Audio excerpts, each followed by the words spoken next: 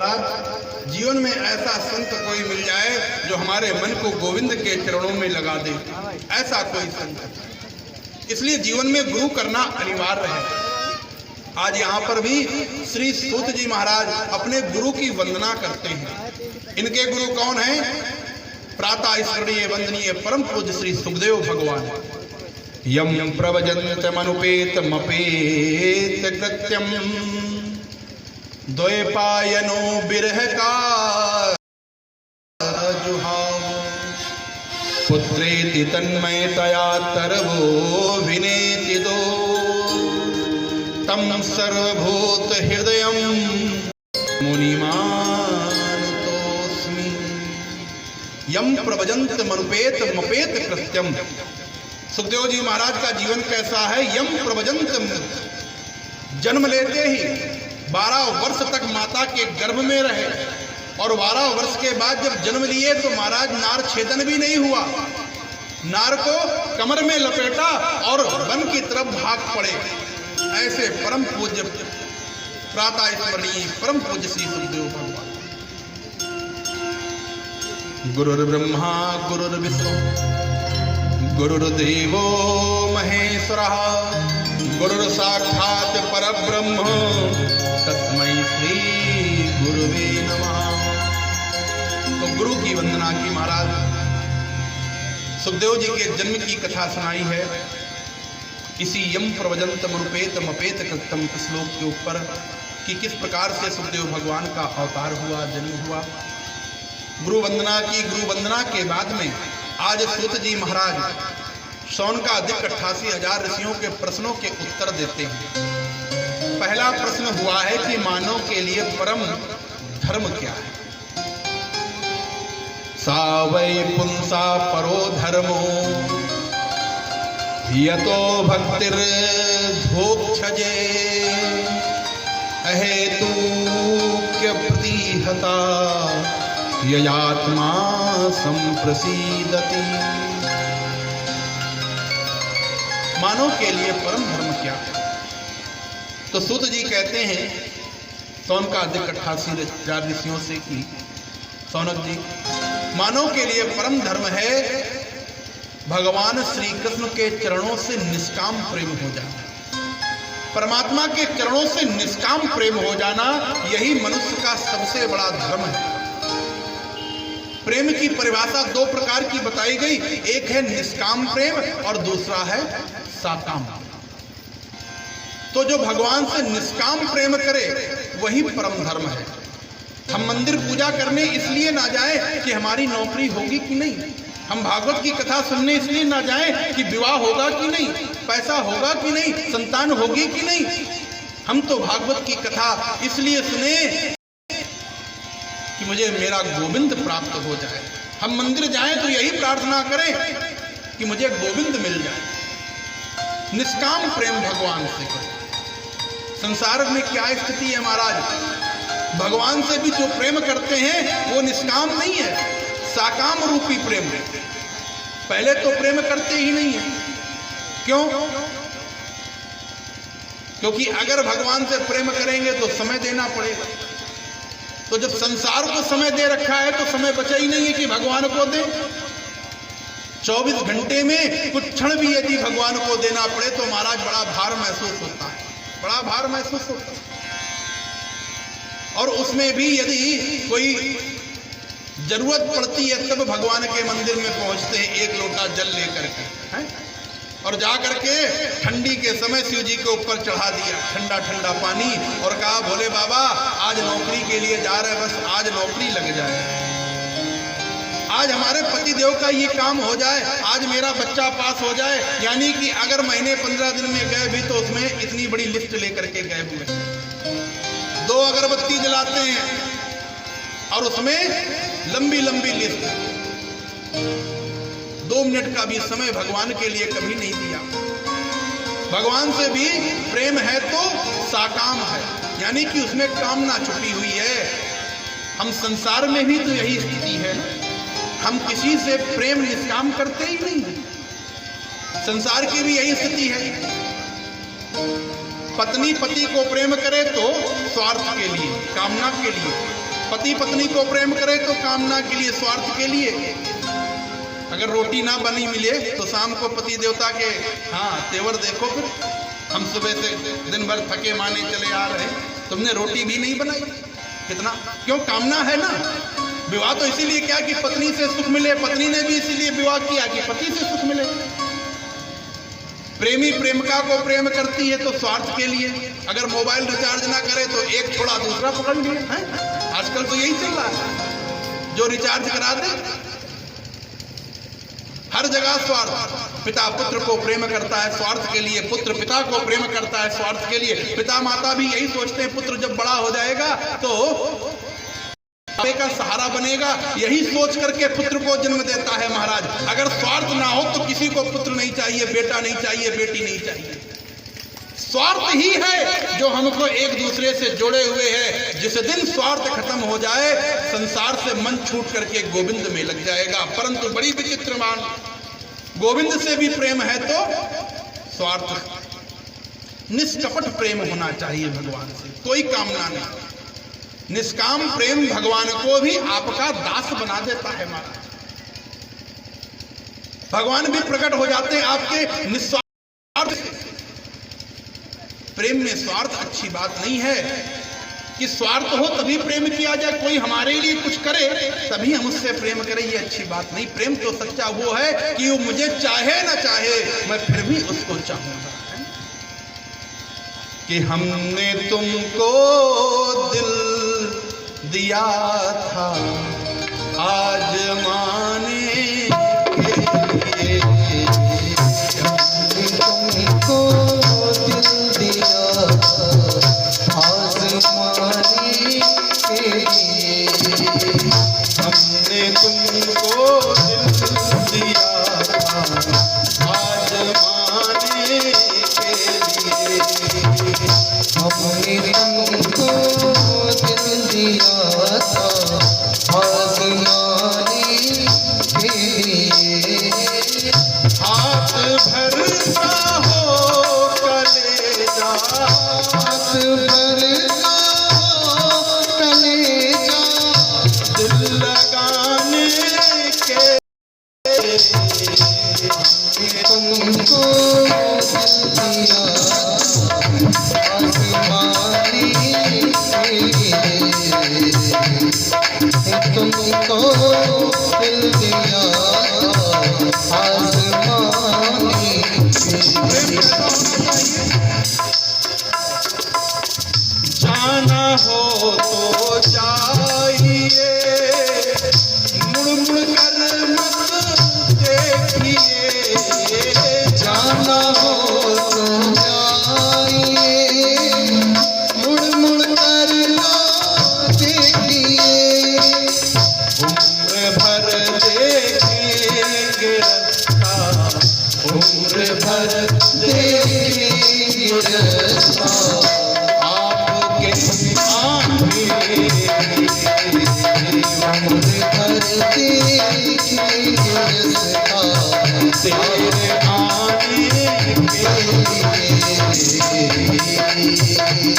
ऐसा प्रेम नहीं होना चाहिए। कैसा? किसी ने कहा कि जाना है तो जाइए, मुड़ मुड़ कर मत देखिए, है ना। और आज का प्रेम कैसा है कलयुग का? हम भी कोई ढूंढ लेंगे, हम भी कोई ढूंढ लेंगे, दिल लगाने के लिए। हम कोई ढूंढ लेंगे, दिल लगाने के लिए। कोई ढूंढ लेंगे, दिल लगाने के हम भी कोई ढूंढ लेंगे, दिल लगाने के लिए। यही तो प्रेम है ना कलयुग में। अगर राम जी के दरबार में गए और काम ना बना, किसी ने कहा 40 दिन राम जी की सेवा करो काम हो जाएगा, नहीं बना तो महाराज किसी ने कहा अरे एक काम करो राम जी की नहीं हनुमान जी की करो काम हो जाएगा, तो राम जी को भूल गए, हनुमान जी की पूजा शुरू हो गई। फिर किसी ने कहा नहीं नहीं हनुमान जी नहीं कृष्ण जी की करो तो कृपा बरसेगी, है ना। कृपा बरसेगी। महाराज जो स्वार्थ के लिए प्रेम करे, है ना, कामना के लिए प्रेम, वो प्रेम सर्वोपरि नहीं है। प्रेम तो निष्कपट होना चाहिए, ये भाव नहीं होना चाहिए कि हम भी कोई ढूंढ लेंगे, है?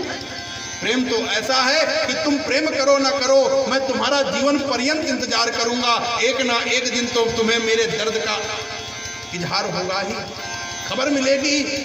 और जिस दिन मेरे दर्द की पुकार तुम्हारे कानों तक पहुंचेगी, वो गोविंद, वो कन्हैया एक दिन तुम्हारे दर पर दौड़ करके खुद आएगा। लेकिन प्रेम निष्काम होना चाहिए, प्रेम निष्काम होना चाहिए।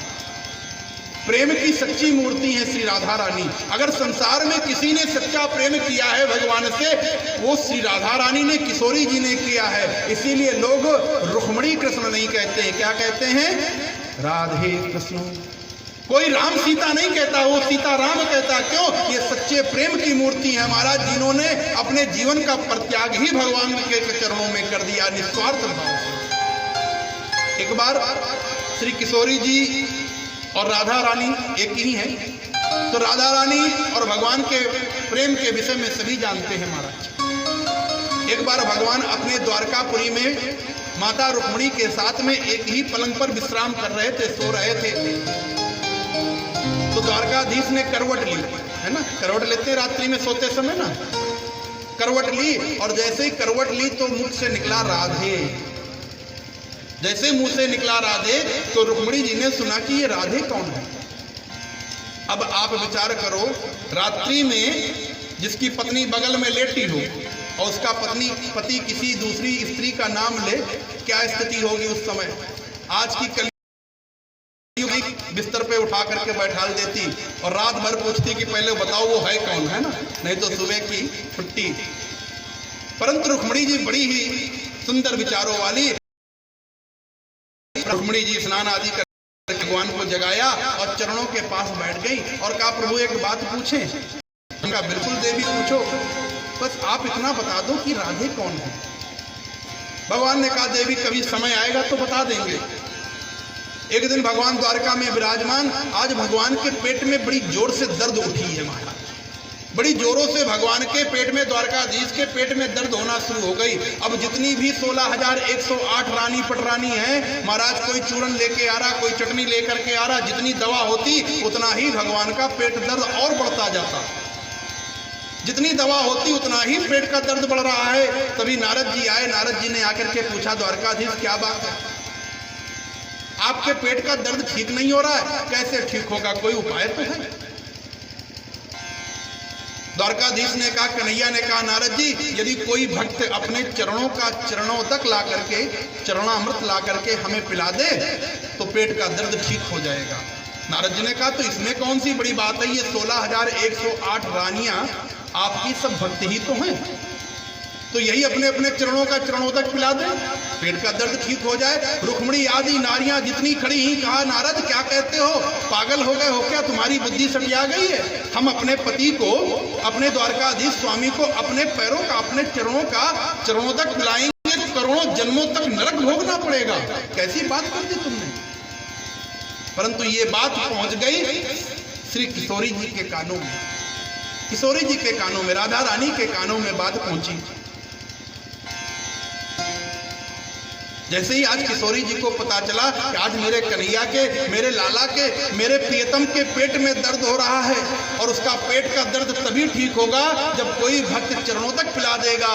तुरंत दौड़ पड़ी आज रसोई घर में और जाकर के चाकू को उठाया है रसोई घर से और अपने नख छिद्र पर प्रहार करने लगी। क्यों ना मुझे करोड़ों जन्मों तक नरक भोगना पड़े, परंतु मेरे कन्हैया का, मेरे लाला का पेट का दर्द तो ठीक हो जाएगा। यह है निष्काम प्रेम। इसीलिए आज लोग राधे का नाम पहले लेते हैं।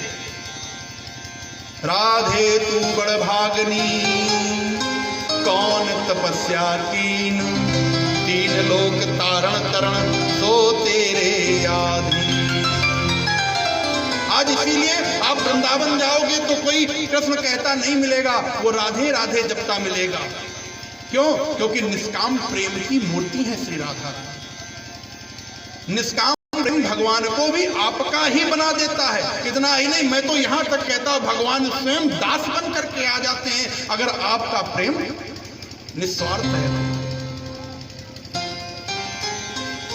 जगन्नाथ भगवान की यात्रा सुनी है ना? कौन कौन जगन्नाथपुरी गए हैं? तो जो लोग गए हैं और जो नहीं गए, जगन्नाथ भगवान की यात्रा निकाली जाती है। 14 दिन भगवान भी क्वारंटाइन रहते हैं महाराज, है ना? अभी जो चल रहा था 14 दिन, है ना, कोरोना में, तो भगवान भी 14 दिन अपने भक्त के लिए, अपने भक्त की बीमारी को अपने ऊपर लिए, इसलिए 14 दिन भगवान भी, जगन्नाथ भगवान अपने 14 दिनों के लिए फाटक बंद होता है, फिर उनकी यात्रा निकाली जाती है भक्त के लिए। जो जगन्नाथ भगवान के जो पुजारी थे, पहले के जितने भी पुजारी हुए महाराज, है ना, वो सब भगवान से बातें करते थे। हमारे यहाँ वृंदावन पे हमारे यहाँ के जो पुराने गोसाई हैं, वो पहले बिहारी जी से बात करते थे। आगे अवसर मिलेगा तो कथा सुनाएंगे।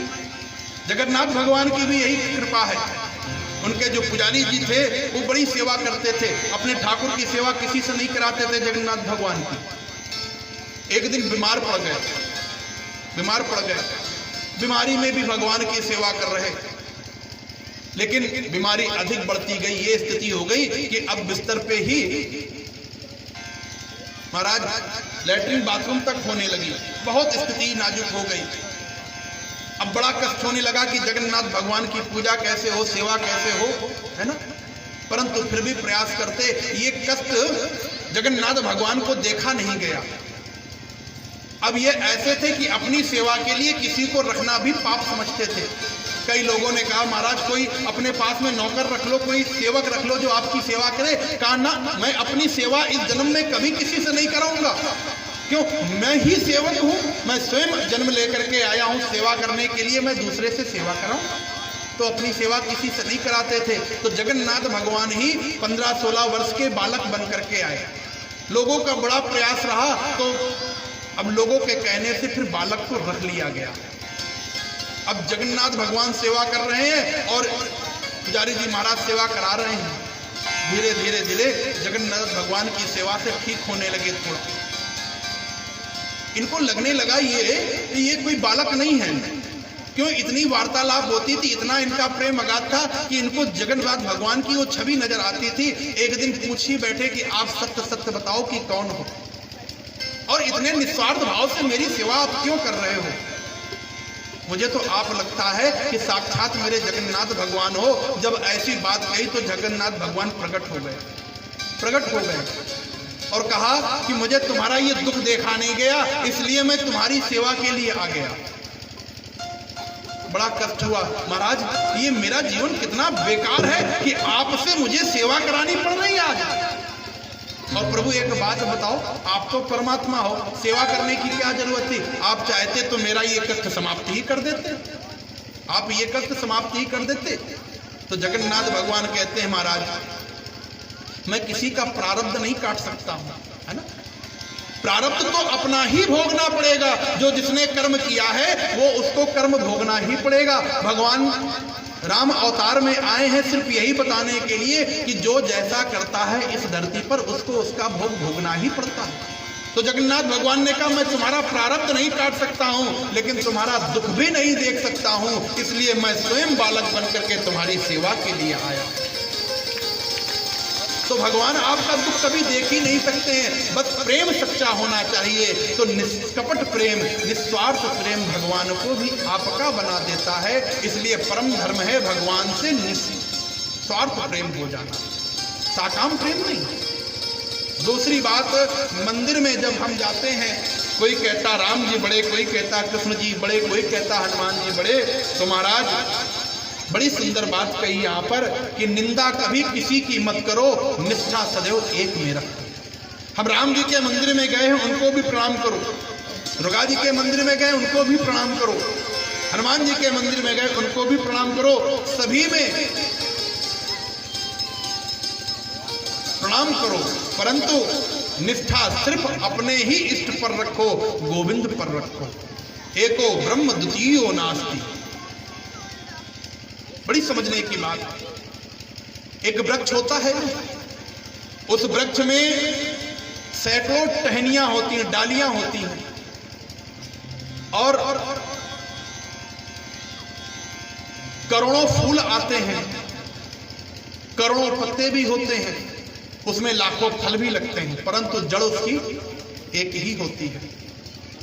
जड़ उसकी एक ही होती है। उसी प्रकार से कि जितने भी धर्म हैं वो सब हमारे परमात्मा के ही अवतारों से निकले हैं। एको ब्रह्म द्वितीयो नास्ति, ब्रह्म तो वो एक ही है, उसी ब्रह्म की ये शाखाएं हैं। हम दुर्गा जी के मंदिर में जाएं तो एक ही निवेदन करें, मैया मुझे मेरा कन्हैया मिल जाए। हनुमान जी के मंदिर में जाए वहां भी प्रणाम करें, अगर हम उनसे पूजा कर रहे हैं, पाठ कर रहे हैं, तो एक ही निवेदन करो, हमारा प्रेम गोविंद से हो जाए, क्योंकि एक साधे सब सदे, सब साधे सब जाए।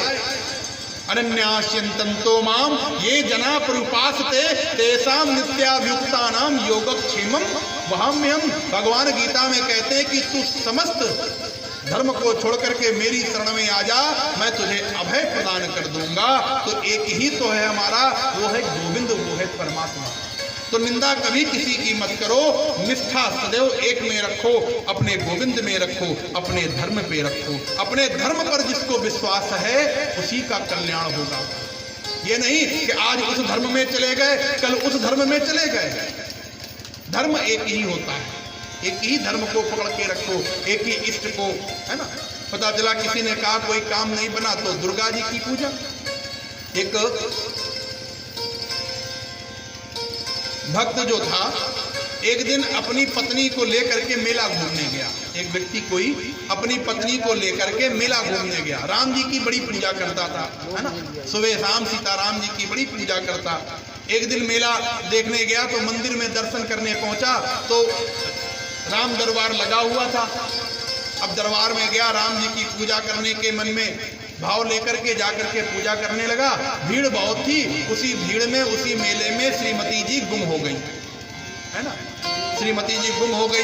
अब तो ये बेचारा बहुत देर तक ढूंढता रहा व्यक्ति, श्रीमती जी नहीं मिली तो श्री सीताराम जी से प्रार्थना करने लगा कि भगवान कहाँ ढूंढने जाऊं, अब आप ही कृपा करो। तभी किसी ने आकर के कहा कि अगर सीता जी को राम जी ढूंढ लिए होते तो हनुमान जी की क्या आवश्यकता थी, है ना। राम जी अगर पत्नी को ढूंढ लेते तो फिर हनुमान जी की क्या आवश्यकता थी। ये राम जी का काम नहीं है, फिर का हनुमान जी का काम है, तो हनुमान जी को जाकर के भजो। तो महाराज जाकर के हनुमान जी को उन्होंने बढ़िया जो है पुजारी के कहने से जाकर के मिठाई चढ़ाई, लड्डू चढ़ाया, और जैसे ही मंदिर से निकल रहे थे तो देखा दूसरी तरफ से श्रीमती जी चली आ रही थी। आहा, जय हो हनुमान जी की कृपा से आज श्रीमती जी मिल गई, है ना। तो ये एक भाव है, परंतु अपने इष्ट पर विश्वास हमेशा रखना चाहिए। अगर अपने इष्ट पर विश्वास है तो कल्याण होगा ही होगा। तो एक साधे सब सधे, सब साधे सब जाए। अगर 10 तरफ मन लगेगा तो कल्याण कभी नहीं होगा। 40 दिन किसी देवी की पूजा की, फिर 5 दिन किसी देवता की पूजा की, पता चला कि पता ही नहीं चल रहा है कि हम किसकी पूजा करके लाभ ले रहे हैं। इसलिए निष्ठा एक में रखो और निंदा कभी किसी की मत करो। तीसरी बात पूछी है कि भगवान को अजन्मा कहा गया है कि भगवान अवतार लेकर के आते हैं तो जन्म कैसे हुआ प्रभु का।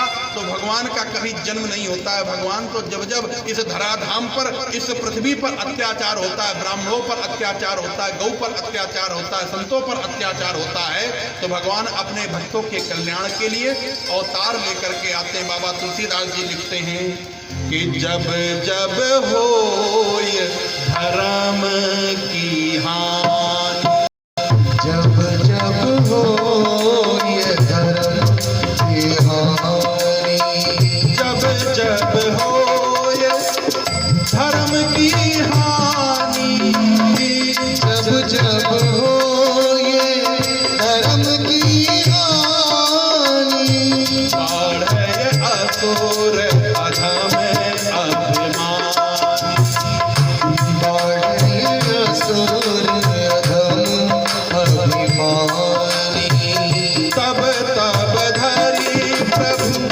विविध शरीरा, तब तब धरी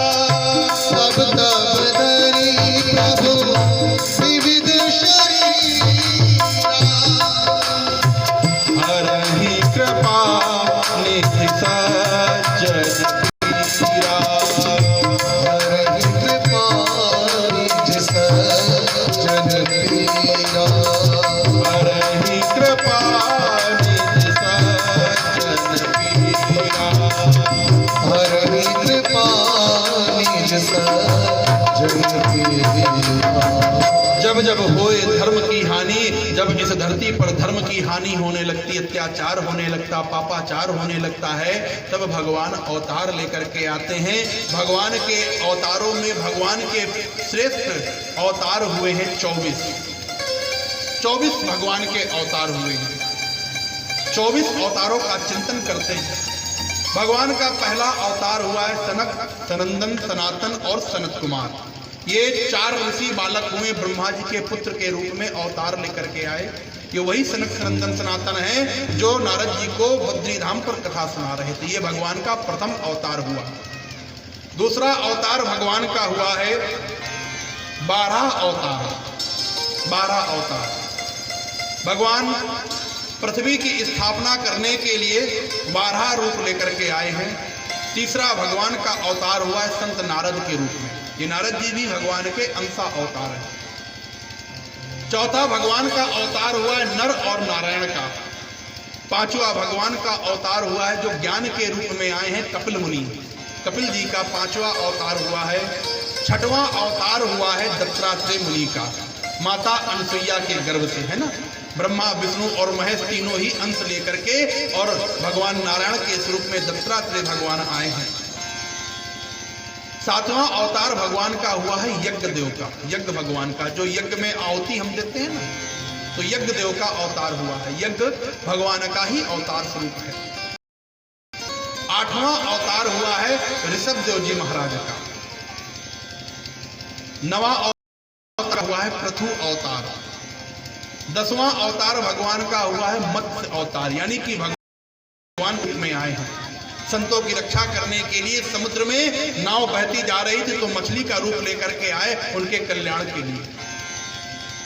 11वां अवतार कच्छप अवतार। जिस समय समुद्र मंथन हो रहा था तो समुद्र मंथन के लिए नीचे कोई आधार चाहिए था, तो भगवान कच्छप का रूप लेकर के आए हैं और देवताओं के कल्याण को भगवान ने अपने शीश पर सिरोधार किया है। कच्छप रूप लेकर के, कछुए का रूप लेकर के आए। भगवान का 12वां अवतार हुआ है धन्वंतरी अवतार। 13वां अवतार हुआ है मोहिनी अवतार। भगवान का 14वां अवतार हुआ है नरसिंह अवतार। अपने भक्त की बात को, वाणी को सत्य करने के लिए भगवान खंभ को फाड़ करके प्रकट हुए। बोले नरसिंह भगवान की। 15वां अवतार भगवान का हुआ है परशुराम जी का, है ना, जिन्होंने 21 बार क्षत्रिय वंश का संहार किया है, परशुराम के रूप में आए। 18वां अवतार, 17वां अवतार भगवान का हुआ है वेद व्यास मुनि के रूप में। वही वेद व्यास जिन्होंने भागवत की रचना की। 18वां अवतार हुआ है भगवान राघवेंद्र सरकार का, श्री सीताराम जी महाराज का। ये 8वां और 18वां अवतार है भगवान का। 19वां अवतार हुआ है बलराम जी का, जो शेष के अवतारी हैं। 20वां अवतार हुआ है हमारे कृष्ण कन्हैया लाल का, है ना। ये 20वां अवतार है भगवान का, जो मथुरा में भगवान ने अवतार लिया। 21वां अवतार हुआ है हरि अवतार। 22वां अवतार हुआ है हंस अवतार और 23वां अवतार हुआ है बुद्ध अवतार, है ना। जो बौद्ध धर्म की प्रथा चली है ना, लोग कहते हैं ना बौद्ध धर्म आजकल चल रहा है, तो ये बुद्ध का अवतार हुआ हमारे ही धर्म में।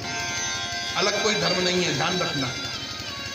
बना कोई अपना धर्म ले, पर हमारे ही धर्म से हो रहा है सब कुछ। जितना भी उद्गम है, ये 23वां अवतार बुद्ध अवतार है और 24वां अवतार